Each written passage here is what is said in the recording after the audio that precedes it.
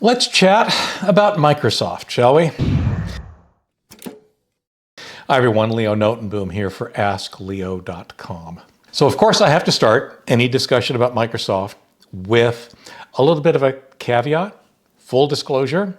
I mean, it'll end up being a topic as from some of the stuff I want to talk about, but the reality is that indeed, I worked at Microsoft for a little over 18 and a half years, from 1983 through 2001. That was over 24 years ago, so I've been away from Microsoft longer than I was at Microsoft. But those were fun times. I like to think of them as the golden years of Microsoft. We enjoyed a lot of new developments, exciting new technologies. We grew the company. When I started, it was 360 people. When I left, it was, multiple tens of thousands of people. I'm not even sure anymore. It was quite the company. And of course, while I was there, I worked on many things. In fact, it's been a while since I've updated it, but I actually still have a resume. I'll see if I can't add a link to that in the notes for this video, as well as a link to some other, Microsoft hiring practices and the day that I left Microsoft, just for a little bit of context as to what I was about then, what it was like then. It's kind of entertaining, and yeah, those are really some fond memories for me. Now, one of the reasons I mention that, of course, is because one of the things that happens to me a lot is I will post a video or write an article about some Microsoft technology, and I'll have an opinion. Either it'll be in a positive opinion, or, as we'll see in a minute, it won't be negative enough. All right. One person will come along, they will view that video. Typically, I gotta believe sometimes that all they really do is read the title to the video. But to give them the benefit of the doubt, perhaps they do watch the entire video. And then they immediately turn around and call me Microsoft apologist, a Microsoft shill, whatever, without the context of having seen the 1,500 other videos that are out there, or the 5,000 other articles that are out there, many of which are most definitely not pro-Microsoft, most definitely not questioning, or supporting Microsoft's decisions or making apologies for them. My approach to Microsoft has always been that I found them a very interesting company, a very insightful company, a very exciting company to work for, but far, far from perfect. And that has been getting worse of late, specifically for the average consumer, which ultimately are the people that I'm trying to help here on Ask Leo. The conclusion that I've come to, in recent months especially, is that you and I, the average consumer, the individual, we're no longer Microsoft's customer. They don't seem to care about individual users. And I say that based on what I would see as questionable decision after questionable decision after questionable decision. Decisions that negatively impact our ability to use Microsoft technology. Now, even that has to get a little bit nuanced, because sometimes it's simply a matter of opinion. I get that. Everybody's got opinions. You either like something or you don't like something, and that sometimes can affect your worldview, but often affects your ability to get done what it is you're trying to get done. No, what I'm talking about are more significant changes that honestly make no sense.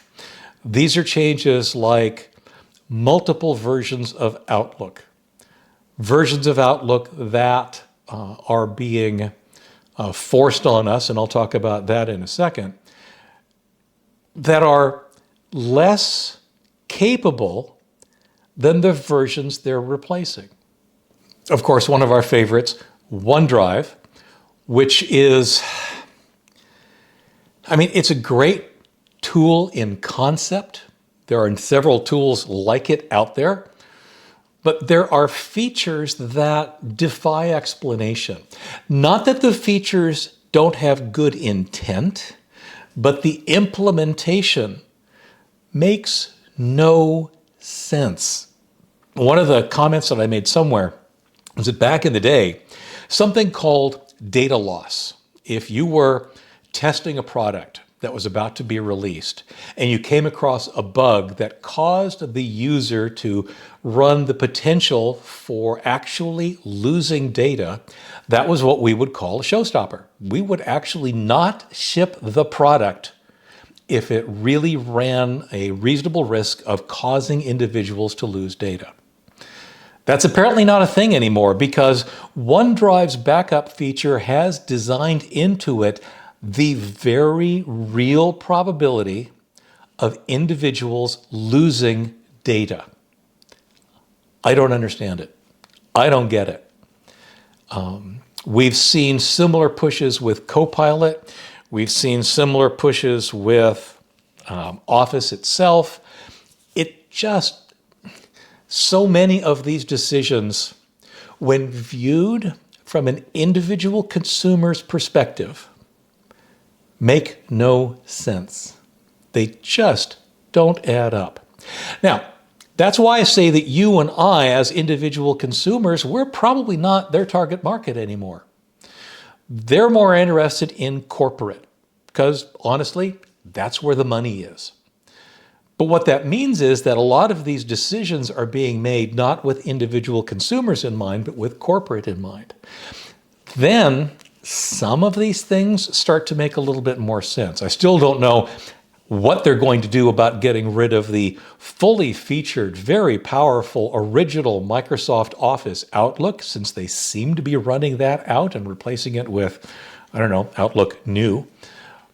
But the bottom line is, I really think that a lot of the decisions that they're making do not have you and I in mind. Now, I mentioned one of the things that they seem to be doing, it certainly feels like they're doing, is forcing features on us. And I say that both in terms of, like, Copilot is showing up on your machine, whether you want it or not. OneDrive, it kind of sort of makes sense that it be there as part of Windows, but enabling its backup feature, whether you want it or not, well, they're not really enabling it whether you want it or not. They're just using what I would call dark patterns so that you would enable it accidentally without realizing the ramifications of your decisions. These kinds of things, these are being forced on us. We're being coerced or fooled into turning these features on. Here's a radical idea. And Microsoft, if you're listening, I have no idea, but if you're listening, consider this. How about instead you create features, you implement products, you make decisions that are so good and so obvious and so easy that we as consumers want to turn them on. We want to install them. We want to use them. Because right now, the way things are, we're looking for ways to turn them off. We're looking for ways to get rid of them. We're looking for ways to make them go away. Too many of the articles and videos that I create are about avoiding Microsoft features. That tells you pretty much everything you need to know about how these features are perceived by at least this segment of your user base. Make good features.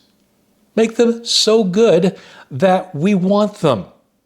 Because honestly, the fact that you feel you have to force them on us tells me you don't believe in the features. You don't believe that they're good enough for people to choose to turn on. Now, one of the recent videos I did, of course, was what happens at Windows 10 end of support. And a number of comments on the videos are really short. The answer to what happens after Windows 10 end of support? Linux. You know, I sympathize. I do. I love Linux myself. I really do.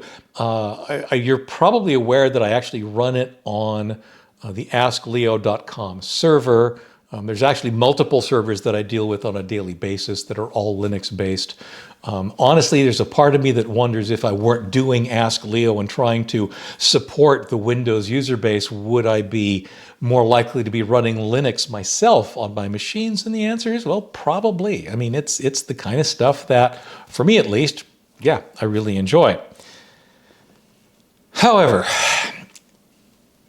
as much as the Linux proponents would love to evangelize otherwise, it is not ready for prime time for the average consumer.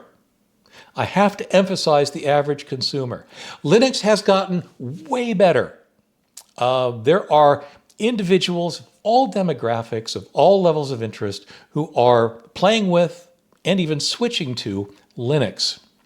If you're looking for a distribution, Linux Mint, Cinnamon seems to be very popular. I've heard very many good things about Zorin. And honestly, I'm considering doing a course on Linux. Like I said, Linux is great. I love it. But it is not an operating system that I would throw at my grandmother, for example. Again, I want Linux to win. I really do. As we'll see in a minute, I'm not sure where we're headed in terms of technology. I want Linux to be the answer, but it's not there. I would like to hope that Microsoft will somehow return to some kind of a consumer focus. They've done it in the past, and they've done it relatively well.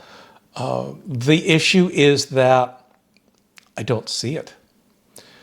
All of their attention seems to still be in the corporate high dollar value market, where you and I are simply too small a potato to actually get their attention and make decisions or build products that really, really serve us well. Honestly, I see it all as this huge, huge lost opportunity. Kind of like Skype, right? Which was recently announced that Skype was going to be discontinued in a few months. Skype was an opportunity for Microsoft to take on a market, to really own a market. They were already there. They were the default answer to that particular problem. And they let it languish. They just left it behind.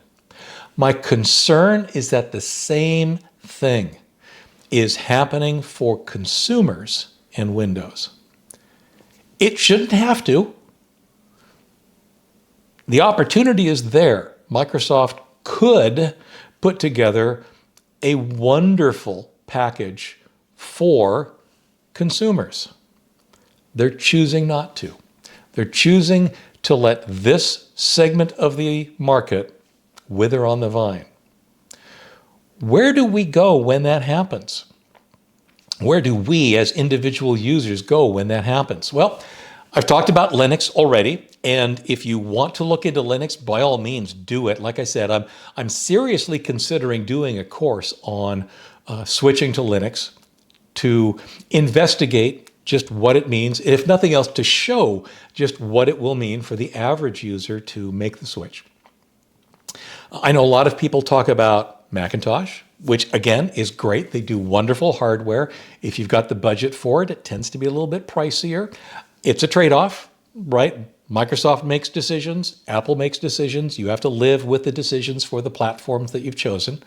But like I said, they're good stuff. I have Macs here. My wife is running a MacBook Air, I think it is. It's been a while. I've got a Mac Pro in the basement that's acting as a server for me. So again, good stuff. Not everybody's cup of tea. A lot of people mention Google Chromebooks, or Chromebooks in general.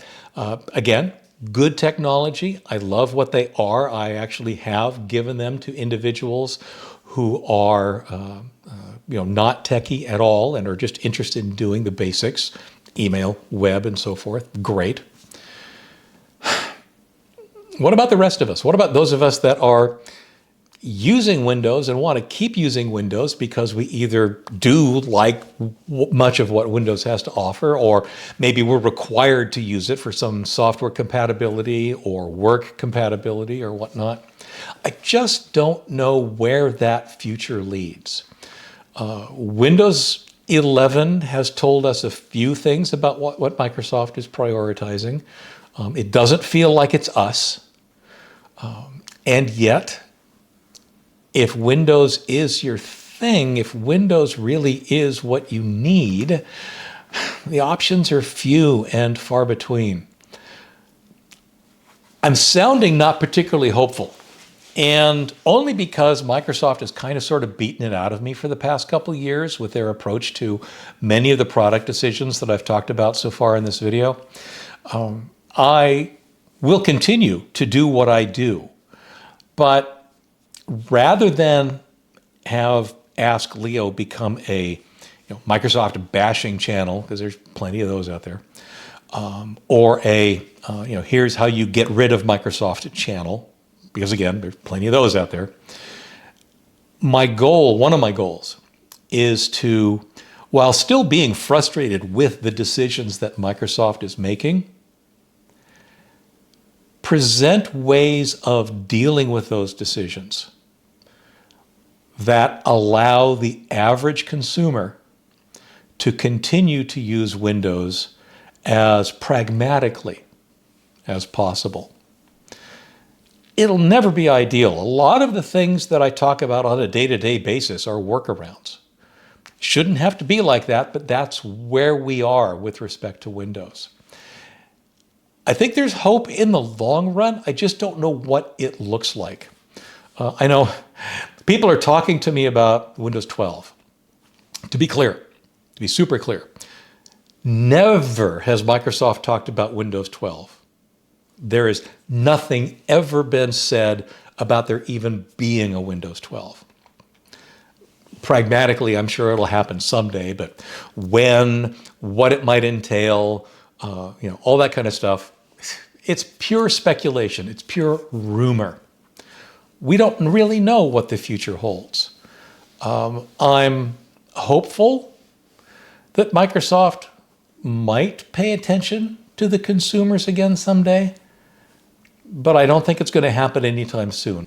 So yeah, when it comes to Windows, I'm going to continue to answer questions about Windows. I'm going to continue to help people use Windows in the ways that they can. It'll be how to work with it as pragmatically and as usefully as possible, with, again, pragmatic alternatives when those present themselves. Does this sound like a Microsoft shill to you? I don't think so. I laugh whenever I get those comments just because I know what I think about what's going on in the world. I'm not hating Microsoft enough to their like. But the fact is, I'm certainly not a Microsoft sycophant either. They've been good to me, but they're not being good to the consumer right now, and that has me deeply concerned. Anyway, that's me chatting about Microsoft. I don't even have to ask for you to share your comments because I know that this is a very passionate subject for many. But please, let me know what you think of all of this down in the comments to this video or on the page on which this video is posted. And I will talk to you again soon. Thanks for paying attention. Thanks for watching to the end. And like I said, I will talk to you again real soon. Take care. Bye-bye.